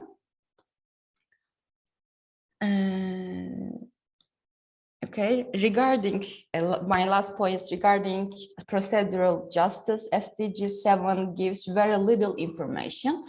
The target mentioned that energy would be supplied to everyone with renewable energy system, which financed by international cooperation. On the other hand, economic conditions are not only problem here because there is no information about teaching the mechanical and technological knowledge about this structure. According to this goal, financing with international support and not providing the necessary training will cause another problem. Let's say the developing countries have to buy this technology from any European countries or developed countries. They cannot produce own system. Basically, this system will not be sustainable, and the strategy focused only the tools and did not clearly state the remaining targets or methods. In my conclusion, in my opinion, SDG 7 chooses gender blind and it overlooks needs differentiation. Again, in my opinion, it supports to statico and patriarchic energy system, and all obstacle for women in energy sector. Even all intensives and assistance for this modern, sustainable, reliable energy structure, it should emphasize other perspective. successful solution can be provided some policies which focus on real needs, and it should include all justice elements. Also, it should clarify what does it mean all, who is all, and what are alls, what is all needs, which technical and economic resources will be provided, what will these resources be, who will give technical, practical information about the system to whom, who will be decision-making mechanism in the infrastructure or any kind of process, and how much will they be involved in the process. That's all. Thank you for your attention. Thank you, Dilara. Hocam. Okay. Okay. Yeah, okay, thank you. Thank you, Eser. Hi, hi back. Hi, hocam. Dilara, it is a very informing and interesting paper. Apparently, you outlined the scope of the what energy poverty is, and then how it is affecting gender equality and women's issues. As well as not just, I mean, in a global scale, you presented it, and you know, pinpointing undeveloped or newly developed, let's say, underdeveloped and newly developed countries or regions. One thing, I mean, I think it is again, very, very needed research, and I am really pleasant. I mean, it's not a surprise that you are, I know that you are doing gender research, gender and energy research, but I'm really, really pleased how deep you're in it. So, and you have some sort of passion for it. And that's all you need to do, really, to be able to conduct a gender research, aside from your focus on energy. It is not an easy route, because there isn't like people who are pioneering the area. So you will be one of the people who will be pioneering the next generation. So stay there and do the work, and that is what is needed, necessary, and apparently will put you on the map as well. There are a couple of things, again, probably Volkan will just say that to you, but there are like very, very small writings in your presentation. Make them a little bit bigger and make them less. And I think he will more comment on that. But I'd like to take your attention to the visuals on your slide.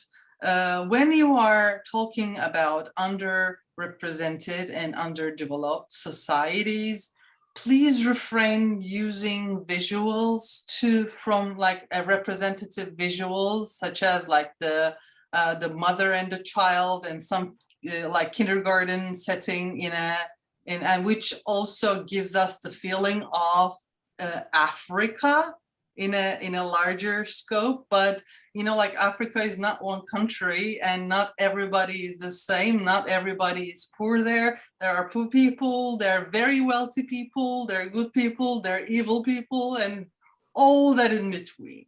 So when you put like, I mean, we don't know how poor they are, that mother and child is. It can be a very different kind of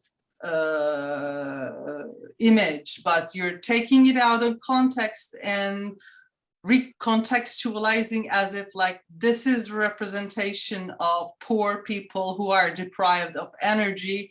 And also you were talking about rape and violence against women, which are very necessary. We need to talk, but not the kind of visuals or visuals at all, but the kind of analysis that we have to talk about.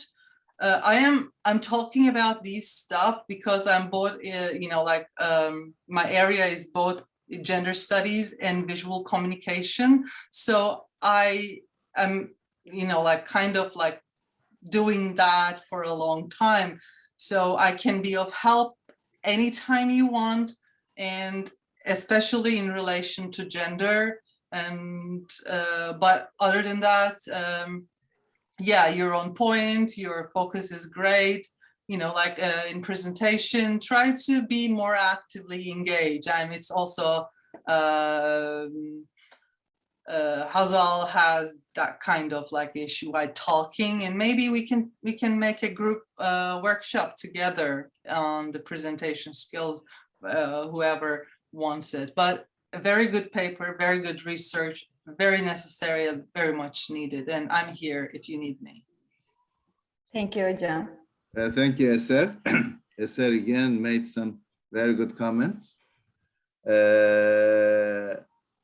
You know, I was expecting you to talk about why the European Union is one of the most important Western countries. You know, their culture and the cultural level that they have at the moment goes back to many centuries. Why do you think they are not considering women equality or gender equality in general into these sustainable development goals and the Green Deal and etc.? Maybe, you know, I was expecting you to say a couple of words about why do they do that? And maybe the last thing is, what do you suggest them to do at the end of the paper? And so it was very good. It was a really good paper. And I'm sure that your master thesis will also be at least as good as this one. Maybe one last comment is the difference between source and resource. You know, many people are mixing them. Resource is used for the natural riches, like the natural resources. You know, when we are talking about the oil, gas, or coal reserves of a country, we use natural resources or the oil resources. But when we're talking about at the consumption level, people use the energy sources, not energy resources. Maybe this little. Thank you again. Thank you very much. Thank you, Hocam. Okay, Deniz, Çelik is here. Yes, sir. Yes, I'm here. Very good, good. Now the next speaker is a lot of authors here. Deniz Çelik, Fadime Bolat, Mehmet İrfan Güler, ve Emre Artun. They are from Istanbul Technical University, and their title is Designing Carbon Sequestration in a Depleted Oil Reservoir, Considering Sustainability Aspects. They are probably from PNG department. Are you? No, we are bachelor degree. Actually, we are graduated from bachelor degree. No, which department are you in? Petroleum and natural gas engineering. That's what I'm saying, PNG department, right? Yes. Okay. All right, Deniz, you will be the presenter, I guess. The Yeah. floor is yours. Hi, dear conference audience. Today we will make presentation on our bachelor degree graduation project, which is designing carbon sequestration in a depleted oil reservoir, considering sustainability aspects. It's designed by Deniz Çelik, that's me, Mehmet İrfan Güler, and Fadime Bolat. Here is our outline, and I will begin with introduction. So let's start. Energy is the dominant contributor to climate change, accounting for around 60% of total global greenhouse gas emissions, and fossil fuel supply approximately 80% of the global energy requirement. The greenhouse gases in the atmosphere has already begun to change the Earth's climate. It traps sunlight and prevents it from escaping into space, resulting in global warming.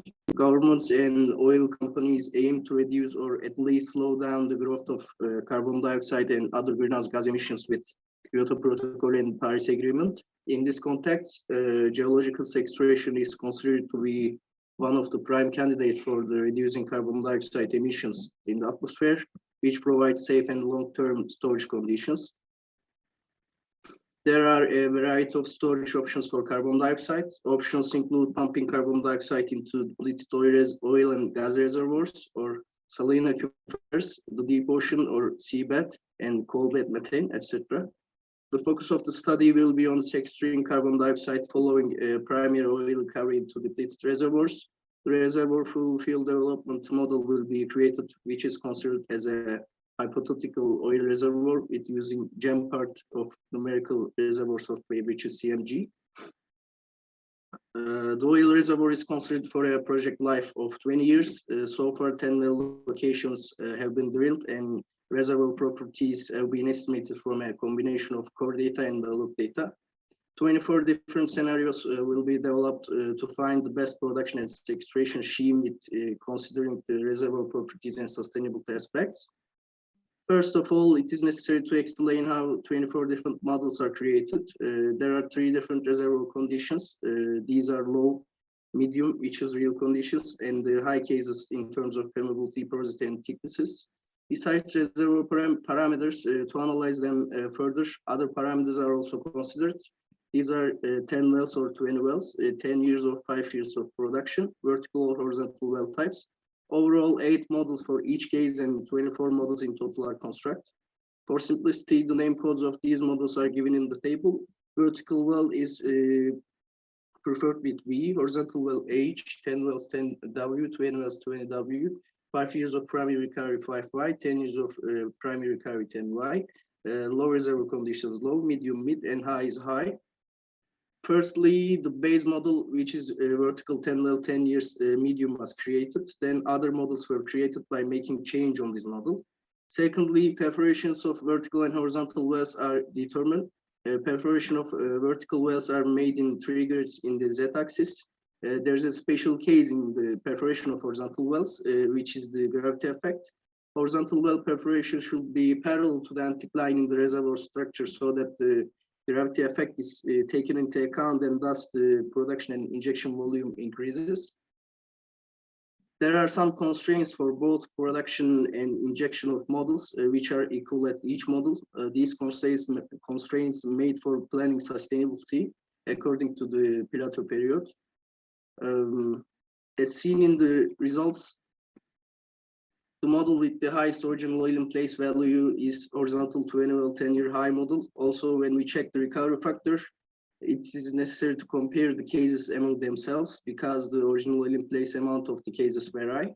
For example, in the low case, the recovery factor is higher than the high case for the same model because the original oil in place value is lower in the low case. Looking at the graph of production and injection, horizontal 20 well 10-year high model is the model that we get highest production and highest injection. The reason why is that the void in the reservoir increases with production and creates more space for injecting carbon dioxide.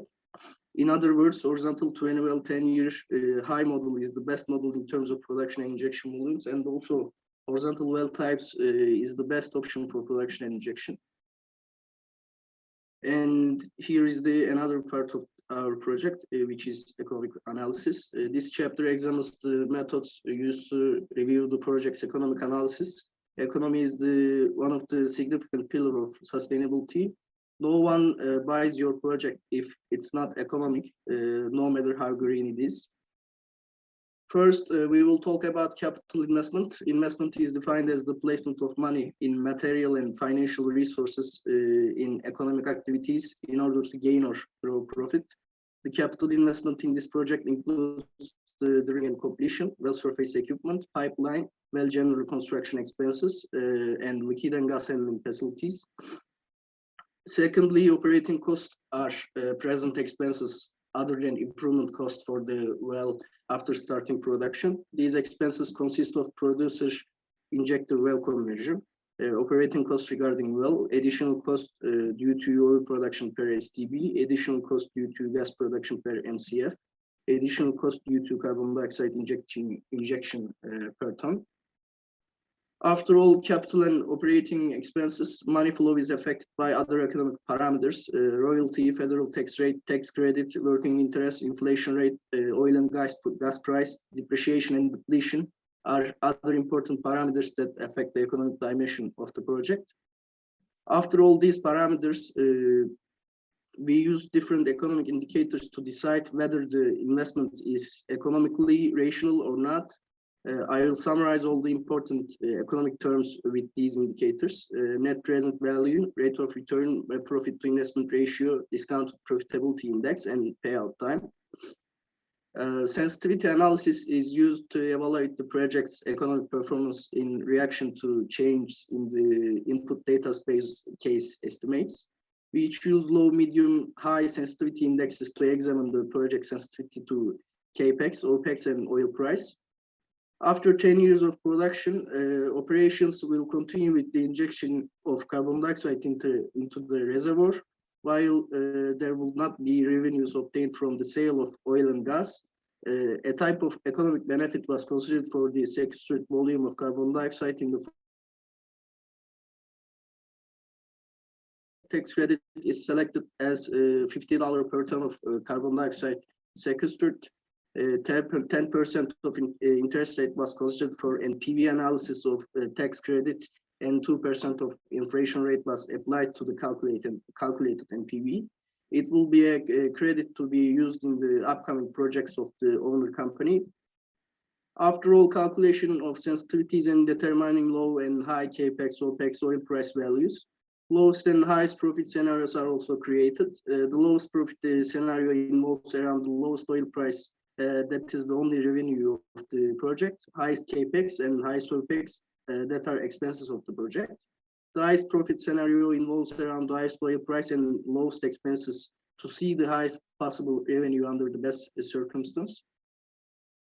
The first important criterion about NPV is that if it's positive, it's rational to invest to the project rather than leaving money in the bank. In all scenarios, NPV was found to be positive, which means in either scenario, the combined production sequestration project is feasible.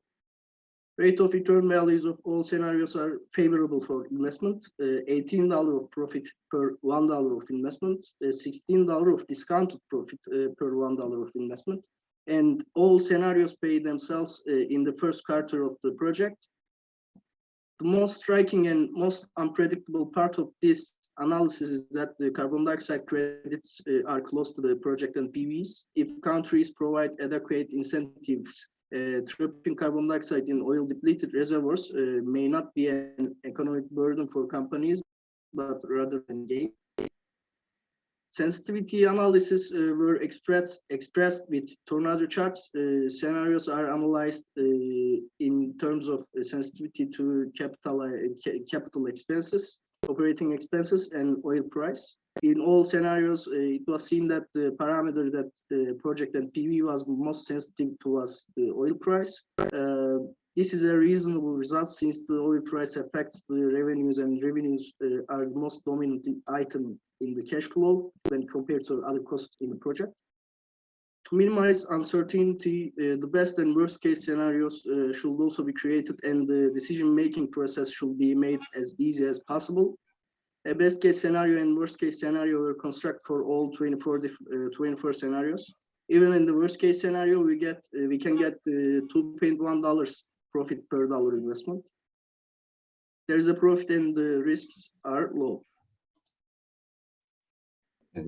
Thank you, Deniz. Hello, everyone. I'm İrfan, and now I will talk about environmental perspective of our project. As a reaction to change in global regulation, recently oil and gas companies have to pay more attention to global environmental concerns. This situation has become an obligation, not an option. In this context, the companies must obey the carbon emission limitations supported by the agreements. As you can see on the left pie charts, fossil fuels are the source of the nearly 74% of the total USA human-caused greenhouse gas emission. 81% of this emission are related to natural gas and oil. At this point, it's our responsibility to perform more research, more projects, and investment to ensure sector environmental sustainability. Now let's look at how much carbon dioxide injected in our model for this purpose. On the graph, you can see in the injection volumes in 24 different models designed in 3 different reservoir conditions.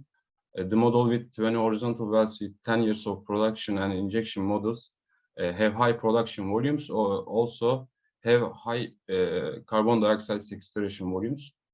A main reason for this situation, higher production creates more space to be filled with carbon dioxide and more pressure drop in the reservoir for higher injection rates. To be able to understand how much carbon dioxide is injected during the injection process, we can go an example. According to the World Bank data, annual carbon dioxide emission in Turkey was reported as the 4.7 tons per person in 2016. When the high sequestration scenario is examined in detail, the carbon dioxide sequestration volumes is more than the emission is 600,000 people per year. So that we can understand the importance. We focused on the volumetric injection of carbon dioxide, but it was not enough for us. We applied two more analysis methods. Let's talk about them. The first one, the sequestrated to produce ratio. For this method, we calculate the volume of emission produced from the combustion of oil and gas. As you can see in the graph, this ratio is close to 0.5 for all models. If you want to look in more detail, the case with 20 horizontal wells with 10 years of production and injection high reservoir condition model has a potential to reduce carbon emission by 52%. We can say that environmental friendly. Another method of analysis is special because it was developed by the team as a result of articles and discussions. Carbon sequestration's efficiency is the ratio of sequestrated carbon dioxide to the sum of the invested capital and depreciation. With this equation, we examine not only the volume of carbon dioxide sequestration, but also its economic impact on the project. These results show that these 10 well scenarios are more efficient for carbon dioxide sequestration compared to the investment made. Another cornerstone of sustainability in our project is the social perspective.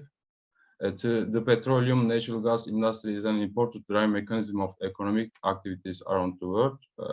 For example, the oil and gas business employed 12.3 million people in the United States at the beginning of 2020. Within this scope, we try to reach the number of employments to examine our models socially. Two assumptions were used to reach the number of people working on the project basis. For the first assumption, the project is based on the amount of employment provided per income in New Mexico and Texas regions. The ratio here have been applied to our models by taking reference. The other assumption is the number of active wells. We determine the number of active wells in the production and injection period, and then we calculate the number of people to work construction and operation per well. When the results are combined, we get the number of employment that can be created.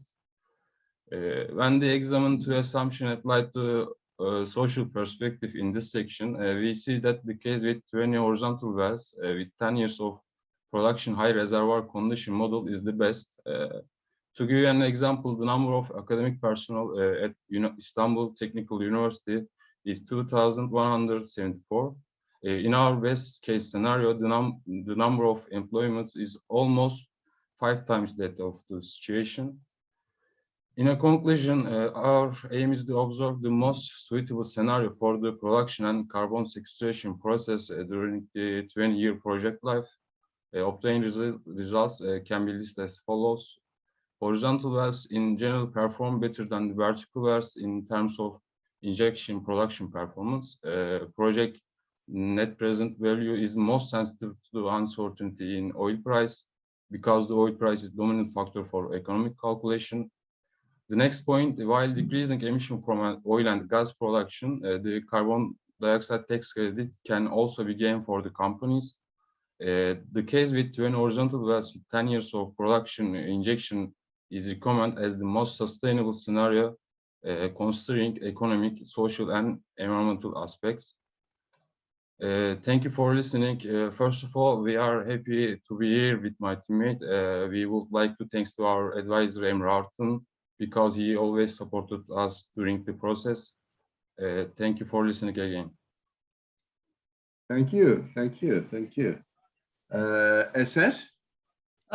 Well, I mean, I can only comment on a couple of things. I understand the significance of this paper, and I think it is like a good research, a sound research, especially thinking that you're just a, like graduated. This is not a master's thesis or master's paper. So I think there is some sort of promise into the future that this can be, or at least this is a very general paper. It is big. Yeah, I mean, there are so many parts of it. But what's really intriguing is even the, even the development of green energy and the distribution and also production of green energy. There's still advancement of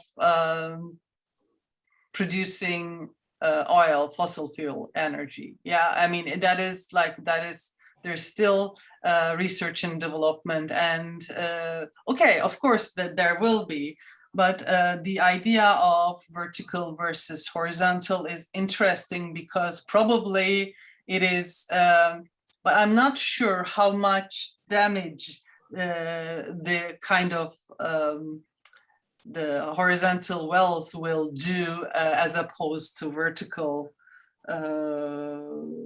wells in relation to the climate change and also carbon footprint. And it is a known factor that oil production is a very difficult process which Earth cannot regenerate itself quite easily.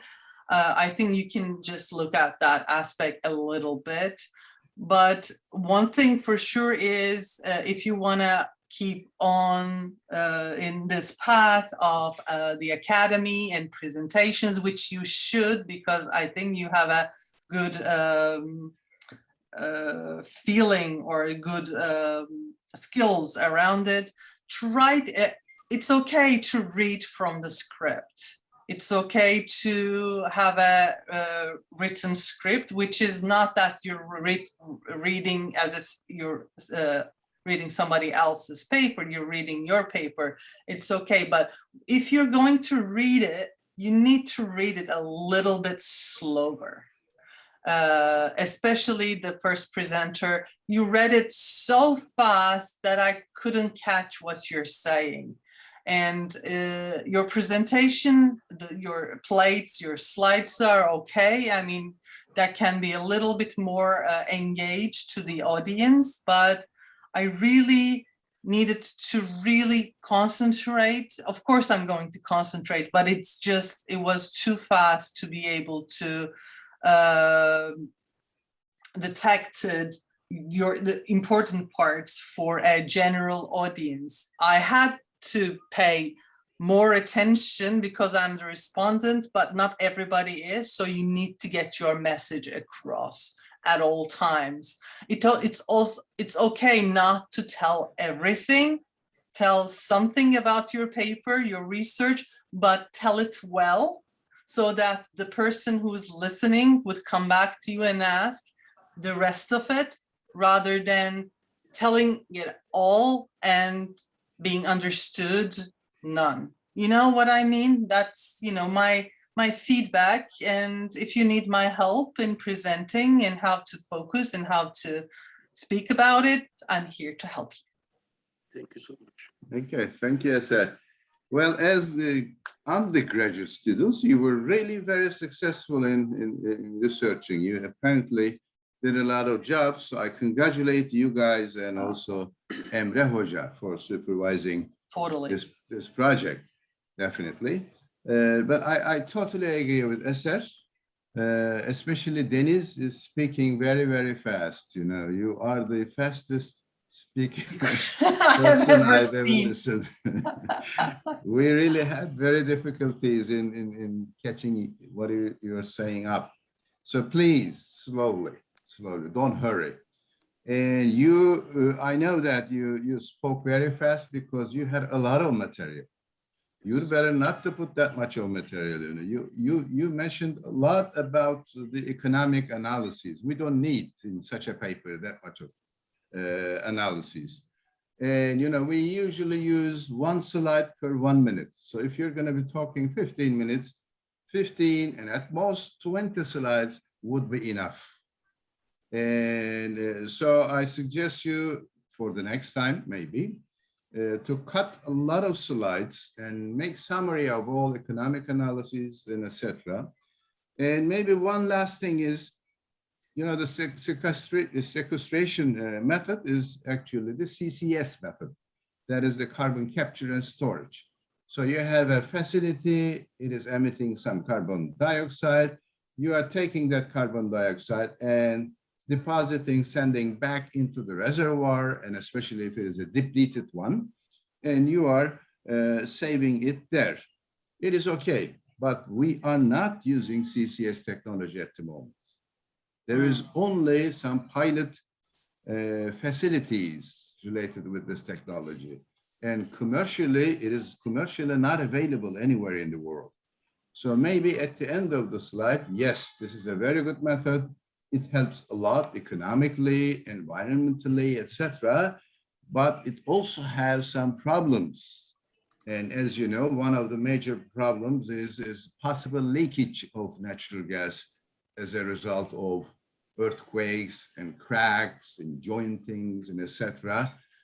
For the land movements. So maybe you need one more slide to summarize why this technology is not used.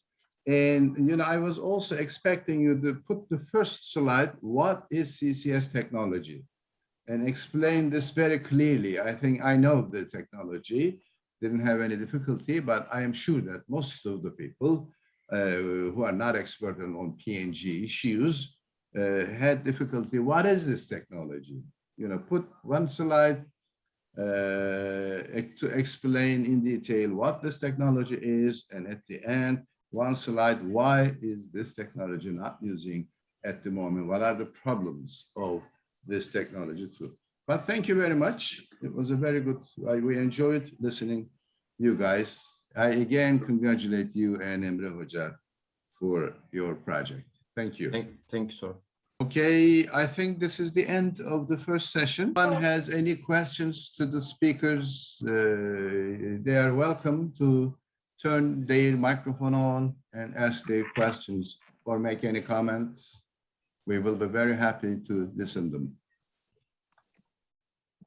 Thanks a lot for listening us. Thank you very much for the presenters, and especially, you know, we were lucky, very lucky to have Eser here in this session. I am lucky. She made great comments. You know, I am sure that if you consider these comments in your future presentations, you will be very good presenters there. Thank you again. Thank you. I just wanted to add like a comment. First, I really congratulate Hazal for her publishing her first paper, and I hope I will be next. Not next one, but maybe anything. And the other thing related to gender equality in European Union. So as what I noticed, it's better than the place that I come from, Middle East, but they keep struggling in adding more women in STEM related specification, which is like science, technology, engineering, and mathematics. And even once and you will be one of the good examples for that. Yes, it's something really good and I'm really proud of. And the point is, it's more related to the gender equality in gender. Is not because you are in Europe, you have more opportunities or more support, but in a way or another, it's related to be, again, more about social acceptance and mentality. And I remember like a discussion with a Spanish girl, and I told her my country, after studying and being a civil engineer, girls were recommended to continue to be a teacher. And I was complained about that. And then she mentioned to me in Spain, after being engineer, you are considered to continue to be accountant and work at bank, because working hours at bank is better than working hours for engineers. So it's always the same in every part of the world. No Yeah, worries so maybe about in Europe that, they but- have more opportunities for both gender, but the gap is still there everywhere. Very good. What you're very good. saying is so right. The mentality has to change, not with us. So not the hours, not the, yeah, okay. So, okay. Okay, any other comments?